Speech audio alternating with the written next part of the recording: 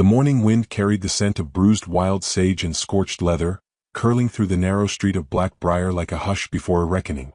Dust clung to the air like old guilt, swirled in little eddies between weather-beaten buildings, and blew against the limp veil of a bride tied to a split-rail fence. She stood alone, no altar, no vows, no future. Only rope binding her wrists to the post behind her and whispers biting through the silence like rusted knives. Her dress had once been pale ivory, stitched with hopeful hands, but it now clung in tatters to her full figure, streaked with mud and torn at the shoulder. Her cheeks were streaked with dust and old tears, but her back stayed straight, and her chin lifted as if daring the town to look away first. And they didn't. Not the women on porches, nor the boys hiding behind crates, nor the men leaned against posts pretending to spit for no reason but to fill the space. No one came close, not even to offer water. That would have made them complicit in her dignity. And dignity for a fat bride who said no to the wrong man was dangerous currency. They said she had laughed at the sheriff's brother, a man with yellow teeth and thin wrists who owned too much land and not enough heart. Said she turned her face when he leaned in to kiss her at the supper her uncle arranged. That she walked out barefoot in the rain after he called her ungrateful for the offer. In this town, a woman who didn't take what was given, especially a woman shaped like her, was not just foolish. She was a threat to the natural order. So they tied her to the fence at dawn with rough rope and smoother lies. She needs humbling, the sheriff had said, slinging the order like a sermon. Let the wind and sun pray over her. Maybe then she'll remember she ain't owed affection. By mid-morning, even the sun hesitated behind clouds. Still she stood, knees buckling at times, but her gaze locked to the horizon. The town began to grow bored. Someone tossed a corn husk at her feet. One boy muttered "pig bride," and ran before his mother could slap him. But she didn't speak, didn't lower her eyes. That, more than anything, unsettled them. Far off, hoofbeats whispered through the rising heat. Not many noticed at first. Just another rancher come down from the ridges. Until the sound drew closer and steadier, deliberate. The kind of gait that belonged to a man who didn't need to rush. Jedediah Roan, widower, ex-scout and long ago firebrand with a quiet voice, reined his chestnut to a halt near the old well. His coat was worn at the elbows, his boots dust-caked, his beard rough-cut and streaked in salt. But his eyes, blue as glacial runoff and just as cold when watching cruelty, settled on the girl tied to the fence and stayed there. He said nothing at first. He didn't need to. The crowd looked his way, waiting for some comment, some chuckle or mutter. None came. He dismounted, tied his horse and walked slow toward the post office. But his eyes passed her again. And lingered. "Tradian again, Roan?" a man called, trying to pretend the morning was just like any other. Jed nodded. "Brought 2 maras. Might need to pick up coffee and shells." Another man chuckled. "You gonna take home a bride too? She's just right for the taking." The laugh died in the dust between them. Jed turned finally, slow as storm clouds. He looked from the girl's bleeding wrist to the sheriff standing smug near the livery. "She refuse a wedding?" Jed asked. The sheriff leaned back. "She spit on it. After her uncle arranged the whole thing. After she tried to play herself higher than she was." Jed looked again at the bride. At her wide shoulders, her trembling mouth, her veil tangled in the fence. "Maybe she's just higher than all of you know." Silence struck. A stillness like thunder before it rolls. The sheriff narrowed his eyes. "You got a problem with how this town handles its women?" Jed scratched his chin. "Just seems like when a woman don't want a man, tying her up ain't love. It's punishment. She was bought and promised. She's not cattle." The crowd shifted. Someone cleared a throat. Jed's voice hadn't risen, but the weight of it hung like judgment. The sheriff smiled, but it didn't touch his eyes. "You here for trading or preaching?" Jed didn't answer. He walked into the post office, collected his things and returned to his horse. But he didn't mount. He just looked at her. Quietly. For too long. The girl stared back. Her lip had cracked. A small line of blood threaded from the corner of her mouth down to her chin. Her wrists had swelled, pale flesh pressed deep into twisted rope. She didn't cry. But her body, rounded and weary, was beginning to lean. Even pride had weight. Jed's jaw worked once, twice. Then he climbed onto his horse and rode out. She closed her eyes. By late afternoon, shadows grew longer, and the town's attention had wandered. A few murmured that the lesson had been enough. Others grumbled she deserved more. But no one cut her loose. Until the hoofbeats returned. They came slow again, but steadier, and from the side path behind the tannery. The sky had begun to dim, clouds thick as bruises. Jed rode back in with a bundle under one arm. He didn't speak as he tied off his horse. The sheriff wasn't there. Most of the town had gone indoors to prepare supper. Only the wind watched as he approached. She opened her eyes when she heard his boots on gravel. He took out a knife. Not fast. Not with pity. Just steady. The rope gave after 2 pulls, dropping from her wrists like shame finally shed. She didn't move.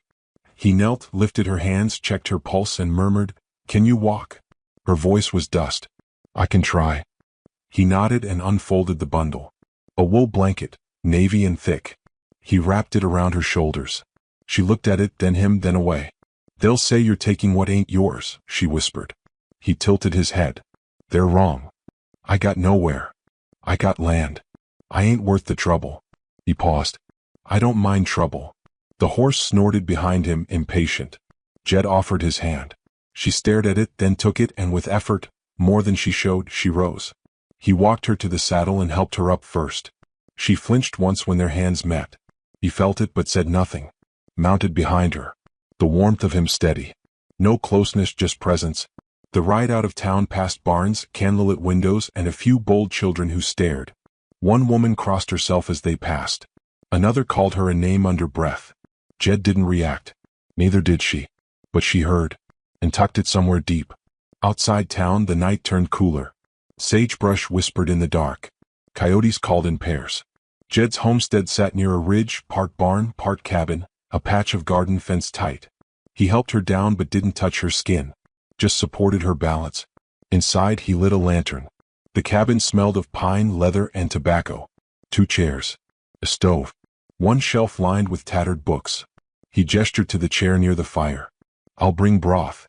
She sat slow, hands still hidden in the blanket. Her wrists trembled. When he returned, she whispered, "You don't even know my name." He set the bowl beside her. "Don't need to. You're here. That's enough for now." He didn't watch her eat. Instead, he took a coat from a peg and walked outside. The porch creaked once, then fell silent. Through the window, she watched him sit on the steps, knees drawn, coat pulled tight, eyes up at the stars as if waiting. For judgment or peace. She stood. Went to the door. Opened it halfway. He didn't turn. She could have left it swinging. But she didn't. She reached gently, took the handle, and quietly, slowly, closed the door between them with a final click that sounded like a vow waiting to be written. And from somewhere deep in the night, an old wind blew soft across the prairie, no longer cruel, just curious.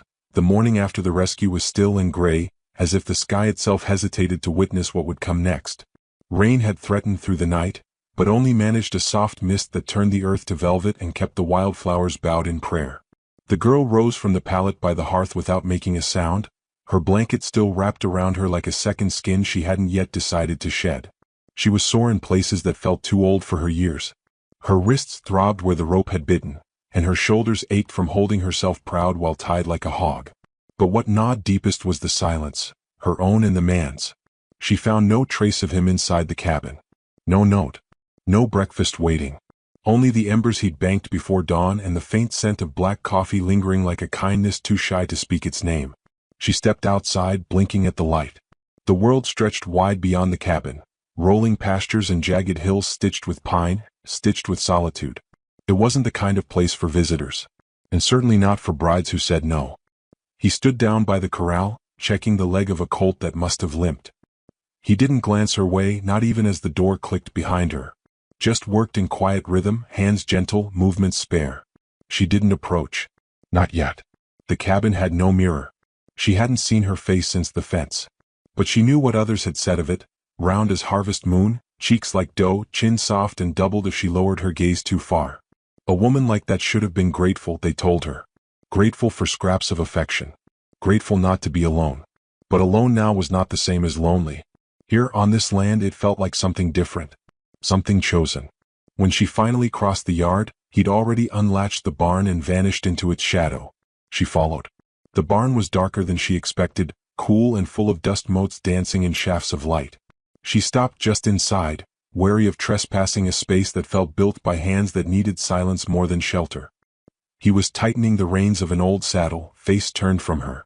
"There's coffee," he said, his voice the same low grit it had been in town. "I saw," she murmured. Pause. Then, "Wasn't sure if you'd stay." She blinked. Wasn't sure either. He turned now slow. Not startled. Not warm. Just steady. I don't keep company much, he said. I ain't company. Then what are you? She swallowed, unsure. A woman someone left behind. His eyes didn't flinch, didn't pity. Ain't nobody here to leave you now. Something in her trembled, but it wasn't fear. It was the weight of not having to fight for her own worth in a single glance. She looked down. I'll earn my keep. I can sweep. Cook some. I didn't bring you here for that. Then why did you? His answer came slow but sure. Because they were wrong to leave you there. And I ain't the kind to watch wrong things and keep walking. She nodded, almost too fast, like gratitude might choke her if she didn't bow to it. But he held up a hand as if catching a thought in midair. You're not here to be grateful. She stilled. You're here to heal. If you want. The barn held its breath with her. Outside, a wind stirred through the valley like a sigh let loose after years of holding in. That night he didn't speak at supper. Just poured stew into 2 bowls and set one across from her. They ate in silence, but it was not the silence of discomfort. It was the silence of 2 people who had both learned the hard way that words often made things worse.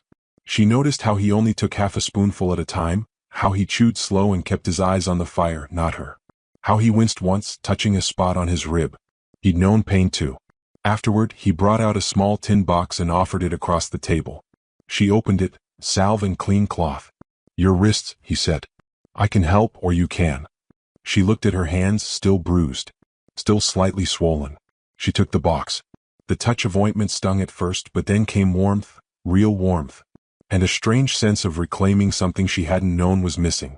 That night, he spread a quilt out on the porch and settled in without ceremony. You don't have to, she called through the open window. I know. You got a bed. I know that too. She paused. Ain't it cold? He chuckled once, dry and low. Been colder. The stars stretched overhead like they were listening. She lay back, heart thudding, quieter now. For once, she didn't wonder if she looked pretty in the firelight. She didn't curl in to hide her softness. She just breathed. In the days that followed, a rhythm began. She swept the cabin each morning, cooked eggs when she could find them, fed the hens, and stitched a torn hem on his coat. He never asked her to. She never asked if it was enough. But something unspoken passed between them, a quiet agreement built on grace, not duty. He spent his days writing fence lines, mending gates, and cutting wood. Some evenings he read. Not aloud. Just silently near her. Once she asked what the book was. He said, old stories. She didn't press. The second week, a neighbor rode up with a box of canned peaches and a joke about whether Jed planned to keep his rescue bride. She overheard it through the window. Heard Jed say, flat as iron, she's not mine to keep. That night, she found her wedding dress folded in a crate. Dirted. Ripped. A ghost of what it had been. She carried it outside and fed it into the fire, piece by piece. First the veil. Then the sleeves. Then the bodice. He watched from the porch, not interfering. When she fed the last shred in, she turned to find him beside her. He handed her a mug of coffee. It wasn't fresh, but it was warm. She took it without speaking. You ever want to leave? He said after a long while. I won't stop you. I know. But I'll be sorry. She looked up. Why? He hesitated. Because I've come to look forward to hearing the broom in the morning. She almost laughed. But it caught in her chest and turned into something else. Something sharp and soft all at once. 3 weeks passed. He brought her new boots, stitched leather, thick soles. Why? She asked, voice tight. He shrugged. Yours had holes. She bit her lip. These ain't cheap. He didn't answer. Just nodded and walked out. She wore them every day. She'd taken to sitting outside at dusk, watching birds flit through the bare limbs of the cottonwoods. One evening he joined her, carrying a block of wood and a whittling knife. She tilted her head. What's that gonna be? Don't know yet. He carved anyway, steady hands, patient. She watched the wood fall away. You ever carve people? No. Why not? Too much truth in faces. That made her quiet. She understood. On the 5th week, storm clouds crawled over the hills like bruises coming home. The air grew thick, the wind bitter. A colt was born early that night. She heard the whinny from the barn and rushed out, skirts clutched, heart pounding. He was already there, crouched beside the mare, hands deep in straw. Eyes wide with urgency. The colt trembled beside its mother. Too wet, too soon, too small. She didn't wait. Dropped to her knees and pressed her arms around it. It's cold, she whispered. It's dying. He reached for a sack, but she stopped him. "Your coat," she said. "Now." He hesitated. "Please." He gave it. Together they wrapped the colt, held it near the mare's breath, and waited. Neither spoke. Rain began to hiss on the barn roof. She leaned back, soaked now, fingers numb. But the colt stirred. Weakly, but it stirred. She looked at him. He looked at her. They didn't smile. But something passed between them that made the barn warmer than the fire ever had. Later, as the storm howled and the colt slept beside its mother, she walked back to the cabin, her dress ruined again, her hair wild, her face streaked. He followed. At the door he paused. "I'll be out on the porch," he said. She reached for his sleeve. "Stay." He froze. "In the chair. It's warmer." He met her eyes. "You sure?" She nodded. He stepped inside. It was only one step. Only a quiet moment shared between two people who didn't speak their hurt aloud. But for her, it was the first door she had ever opened from the inside. And the storm outside howled on, not with anger but like a hymn carried on wind and memory, letting the past wash away at last. Up by the time the meadow thawed and green veins began threading through the brittle land, she had been living in Jed Roan's cabin for nearly 2 moons. But no calendar marked her days. Only small things: how many buckets drawn from the well, how many eggs the hens laid, how many glances between them lasted just long enough to mean something, yet never long enough to claim it. Jed never asked her where she came from. Never asked what they'd promised her in exchange for her obedience. Never once spoke the word bride. And for that she loved him a little more than she meant to. The silence between them had shape and dignity. It filled the cabin not like a void, but like a quilt stitched from the rags of old pain, thick enough to warm two people who'd learned not to trust words. Sometimes they spoke, about chores, the stubbornness of the goats, the coming frost, but never about the past. He let her carry what she carried, unexamined. She returned the favor. What bloomed in that silence wasn't quite romance, but it was something close. Something richer. Rooted. The kind of tenderness that grew sideways like tree roots beneath hard ground. He had a way of offering things without asking if she needed them. A hairbrush left on the corner of her dresser. A slab of soap that smelled faintly of pine. A piece of pie from town, left in wax paper on the table with no explanation and no pride. She never asked where he got it. Just ate it slowly, tears catching at the edges of her tongue because sweetness had become unfamiliar. He fixed a broken shutter one morning while she was still sweeping. Didn't announce it. Just hammered the nails, climbed down, and nodded at the hinge like it had always been that way. "Wasn't bothering me," she said. "Bothered me," he answered, then walked toward the barn. It wasn't the shutter she understood then. It was what he meant, that something hurting her bothered him even if she hadn't said a word. She watched him more closely after that. He moved with the patience of someone who'd lost too much to rush.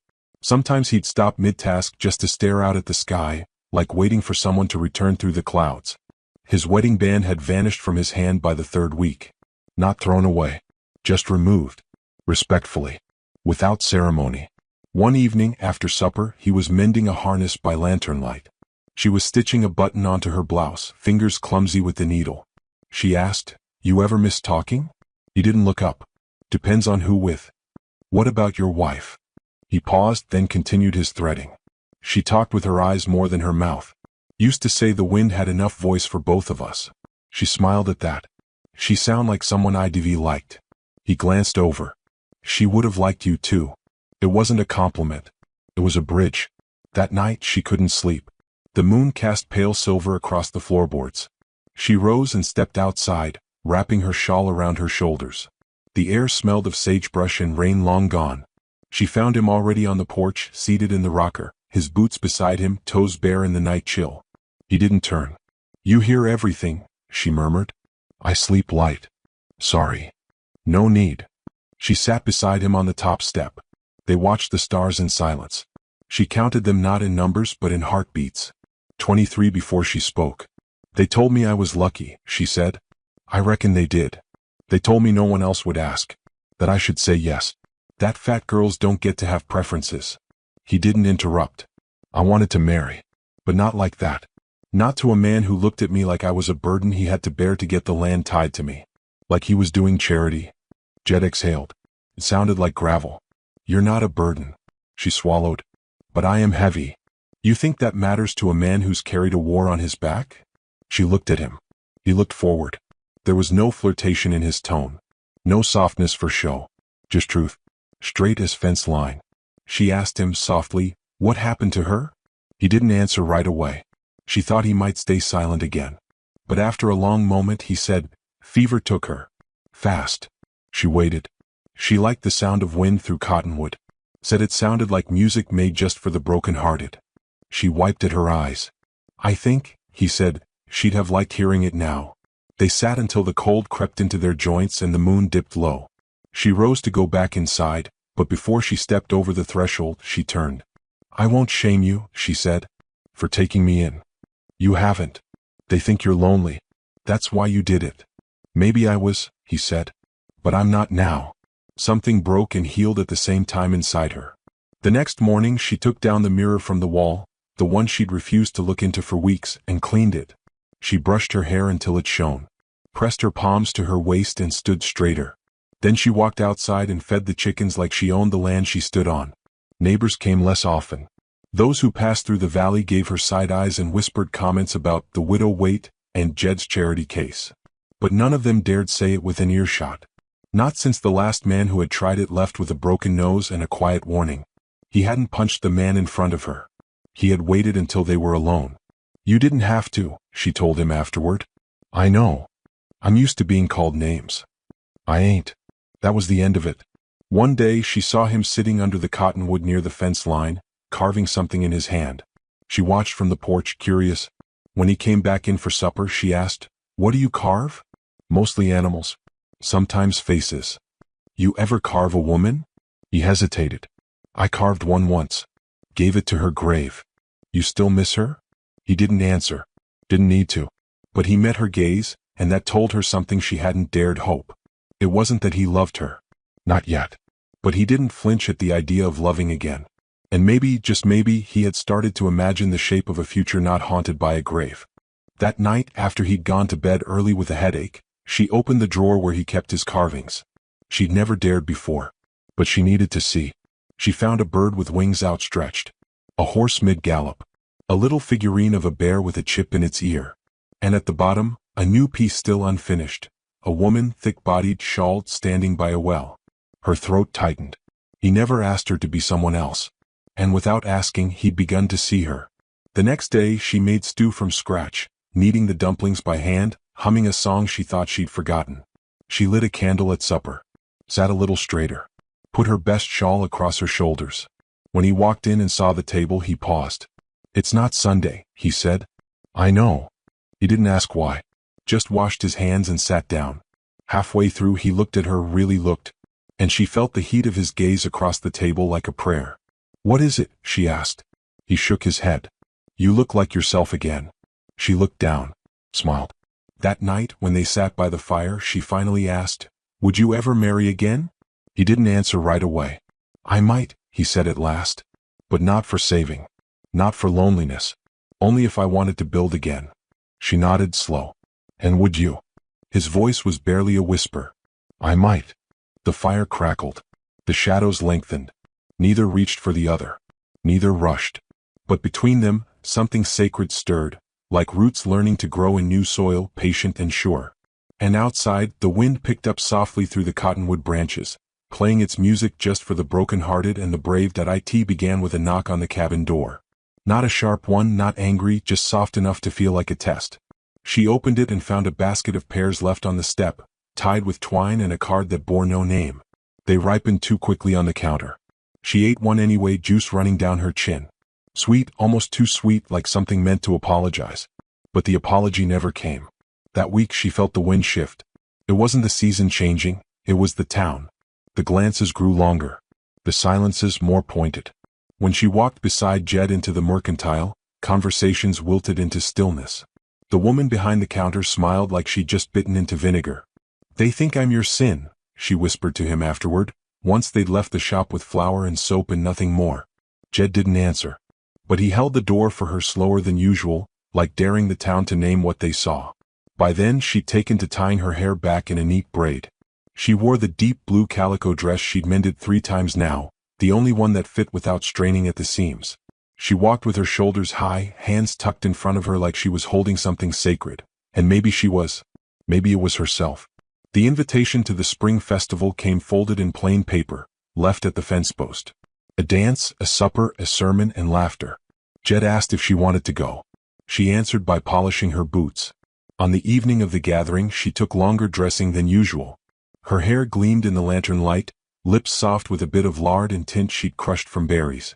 Jed waited outside the room without pacing or complaint. When she stepped out, he blinked once. Said nothing. She tilted her head. Well?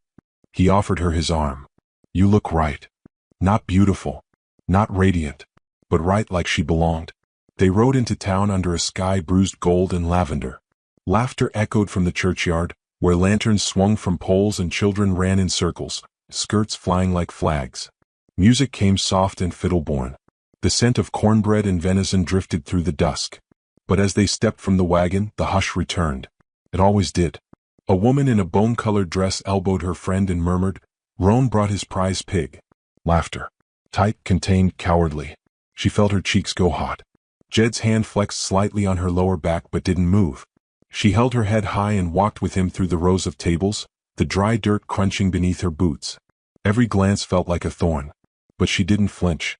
They stood near the fire pit where a preacher spoke over cider mugs about blessings and burdens and knowing your place. It was the sheriff's brother who stepped forward.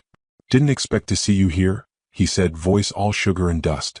"Thought you'd be hiding out at the edge of nowhere like the fat little coward you are." She froze. Jed turned. Slowly.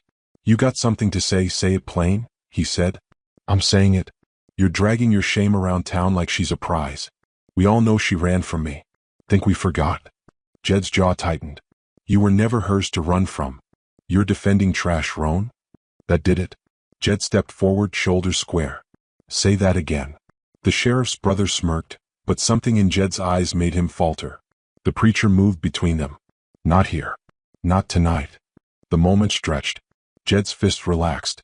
But the girl, standing behind him, dress wrinkled at the waist, lips trembling, had already heard what mattered. The shame wasn't hers. But the burden of it had always been placed at her feet. They left early. The wagon ride home was quiet. When they reached the cabin, she climbed down without help. Jed followed, but she didn't look back. Inside, she undid her braid with shaking fingers. He waited by the door.